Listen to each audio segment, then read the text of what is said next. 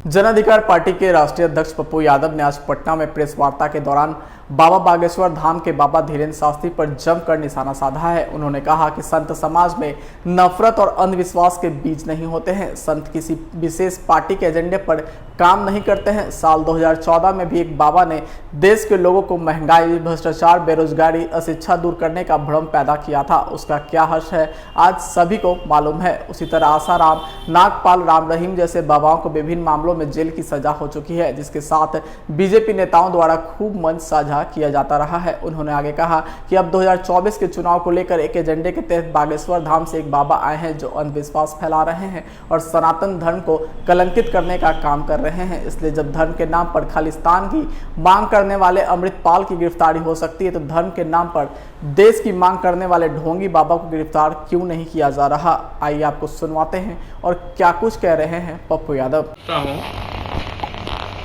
कि बिहार सरकार अंधविश्वास निवारण कानून के तहत ऐसे किसी भी गलत लोगों को जो किसी पार्टी के एजेंडे पर चलती है, पार्टी के पैसे पर उसको प्रोजेक्ट किया जाता है, उसकी मार्केटिंग होती है। जैसे कभी नागपाल लिपस्टिक वाले,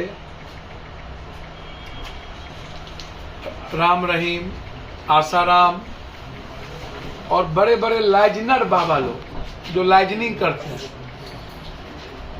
जो 2014 में लाइजनिंग कर रहे थे, डीजल कम हो जाएगा, पेट्रोल कम हो जाएगा, चीनी कम हो जाएगा, महंगाई कम हो जाएगी, भ्रष्टाचार खत्म हो जाएगा। ऐसे दो चार बाबा जो लाइजनिंग करते हैं, जिनका संत से मैं पुनः कहता हूं कि मैं न किसी संत का विरोधी हूं। मैं रामकृष्ण परमहंस को संत मानता हूं, न विवेकानंद को संत मानता हूं, मैं वाल्मीकि जी को संत मानता हूं, मैं संत रविदास को संत मानता हूं, मैं मुरारी बापू, मैं उन्हें कथावाचक मानता हूं। एक अच्छा जो चमत्कार के बारे में कुछ नहीं जानते, वो बोलते ही नहीं। ऐसे लोग जैसे हजरत हुसैन, जैसे गुरु नानक देव जी, गुरु गोविंद सिंह जी, गुरु तेग बहादुर जी, लोरी, क्रांतिकारी भगवान मानवता के लिए बचाने परशुराम,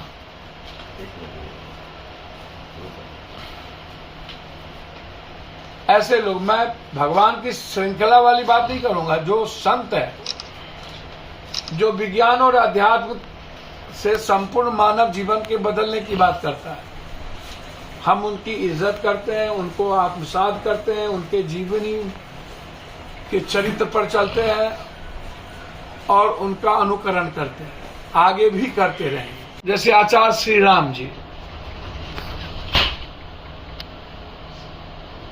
वो साधक थे, संत थे।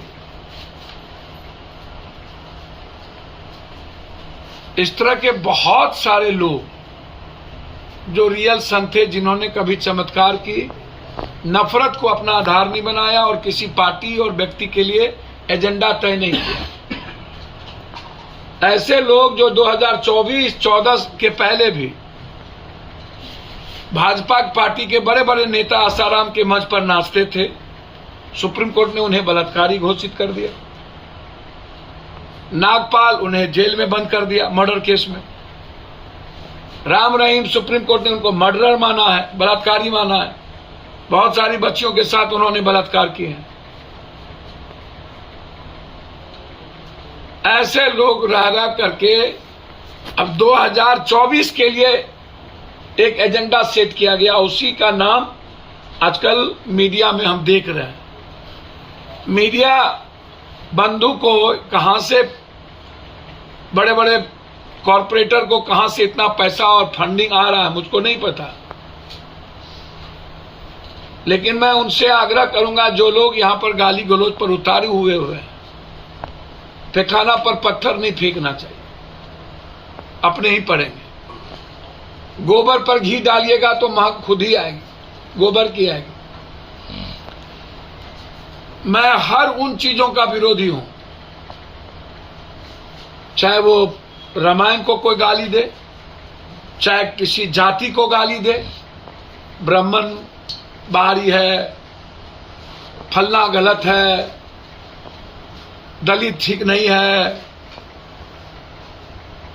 दलित नीच है, अंबेडकर के बारे में कुछ कहे। मैं संत मानता हूं एंड उन लोगों, सावित्रीबाई फुले को, ज्योतिबा फुले को, रामाजी पेरियार को,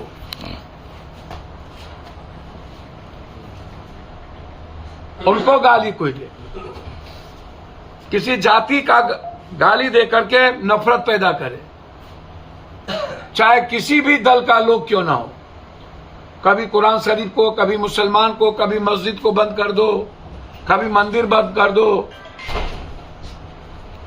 अब बजरंग दल या विश्व हिंदू परिषद, बजरंग दल की स्थापना किसने किया? विनय कटियार, और वो बलात्कार के केस में इन्वॉल्व थे। करने का जो निवारण है उसके तहत उन पर कार्रवाई करे। बिहार जहां विकास, शिक्षा, विज्ञान, झूठा चमत्कार और अंधविश्वास को किसी भी कीमत पर बिहार की धरती बर्दाश्त नहीं करेगी। महान खगोलक विज्ञान आर्यभट्ट दुनिया के आयुर्वेद का ज्ञान चरक संगीता देने वाला स्वास्थ्य विज्ञानी चरक की धरती है। ये अनाचार फैलाने की इजाजत पप्पू यादव जैसे लोग नहीं देंगे। अभी कल राजस्थान में कांग्रेस के मंत्री हेमाराम चौधरी ने अपने बेटे वीरेंद्र चौधरी के नाम पर वीरेंद्र धाम बनाया, जिसमें 30 करोड़ की जमीन पर 20 करोड़ में शिक्षा ग्रहण करने के लिए मुफ्त हॉस्टल का निर्माण किया। बिहार में ऐसे ही धाम की जरूरत है, जिसमें कल्याण छात्रावास, दलित, अत्यंत पिछड़ा, ऊंची जात के गरीब, माइनॉरिटीज के लिए। अब वहीं पर जिसका नाम आप ले रहे हैं उसका नाम हम नहीं लेना चाहते, कौन शास्त्री है, एक नया बागेश्वर धाम बनाया, जिनके जरिए वो अंधविश्वास फैलाता है और सनातनी हिंदू धर्म को वो कलंकित करता है। अब वो बीजेपी और आरएसएस का एजेंडा तय करता है। बिहार को राजस्थान जैसा वीरेंद्र धाम चाहिए, मध्य प्रदेश जैसा बागेश्वर धाम नहीं। और जो लोग उन्हें ला रहे हैं, क्या उनकी बेटी बीबी, पप्पू यादव की बेटी बीबी, पदाधिकारी, बड़े लोगों की बेटी बीबी, क्या कलश स्थापना, कलश को लेकर के पैदल चलेंगे? क्या चमत्कार है तो बिहार से बाढ़ की मुक्ति हो जाएगी, बिहार से गरीबी खत्म कर देंगे, बिहार की सारी फैक्ट्री चालू हो जाएगी। हमने एक ट्वीट नहीं किया, संवेदना व्यक्त नहीं की। क्या वो सिर्फ कर्नाटक के प्रधानमंत्री बन गए हैं? क्या एक पूर्णकालिक प्रधानमंत्री की जरूरत इस हिंदुस्तान को है? ये अर्धकालिक प्रधानमंत्री है। जो मारे गए लोग हैं, क्या वो मंगल ग्रह पर है? क्या वो भारत में नहीं है? क्या वो 140 करोड़ में से नहीं है? इतने बड़े गृह युद्ध के बावजूद प्रधानमंत्री बजरंग दल में फंसे रहे, प्रधानमंत्री केरला स्टोरी में फंसे रहे। बाप रे बाप।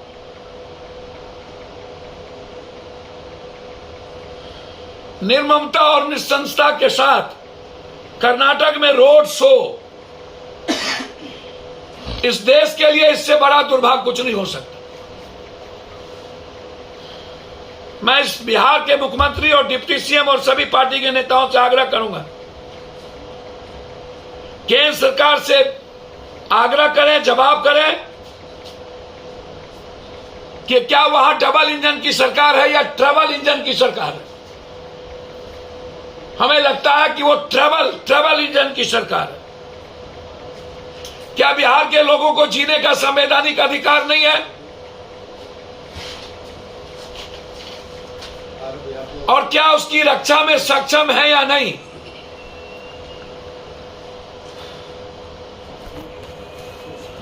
प्रधानमंत्री से जानना चाहेंगे,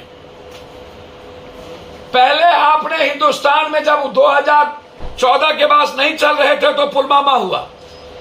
पुलवामा में आने के बाद आपने एक पिक्चर बनाई, उस पिक्चर का नाम था एक्सीडेंटल प्राइम मिनिस्टर। उसके बाद दूसरा पिक्चर आपने बनाया जिसका नाम था महानायक नरेंद्र मोदी।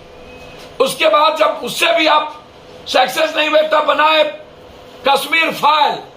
जब उसमें भी आप नफरत पैदा करने में चूक गए तब आपने बनाया शुरू किया बजरंग दल, जो सबसे बड़ा बलात्कारी आदमी ने जिसको बनाया था। अगर आपने अभी तक हमारे चैनल को सब्सक्राइब नहीं किया है तो हमारे चैनल को जल्द से जल्द सब्सक्राइब करें, लाइक करें, शेयर करें और कमेंट करें।